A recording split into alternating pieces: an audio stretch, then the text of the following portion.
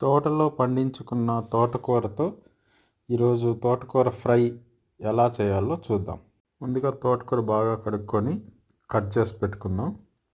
పోపు దినుసులు, ఆనియన్ అన్నీ రెడీ చేసి పెట్టుకొని ప్యాన్ పెట్టి ఆయిల్ పోసి కాగాక పోపు దినుసులు, ఆనియన్, వెల్లుల్లి, పచ్చిమిర్చి, ఎండుమిర్చి అన్నీ వేసి బాగా వేగాక అందులోనే మనం కాస్త పసుపు, కారం, సాల్ట్ తగినంత వేసుకొని ఒక 2-3 నిమిషాలు వేయించుకున్నాక ఆల్రెడీ కడిగి పెట్టుకున్న తోటకూరని అందులో వేసుకొని ఒక 2-3 నిమిషాలు ఇలా ఫ్రై చేసుకున్నాక మూత పెట్టుకొని స్టవ్ని సిమ్లో పెట్టుకొని ఒక 5 మినిట్స్ తర్వాత మళ్ళీ ఓపెన్ చేసి ఆల్రెడీ మనం మిక్సీ చేసుకున్న పల్లీలు, ఎండుమిర్చి పౌడర్ని అందులో వేసుకొని 1 నిమిషం తర్వాత స్టవ్ కట్ చేసుకుంటే తోటకూర ఫ్రై రెడీ.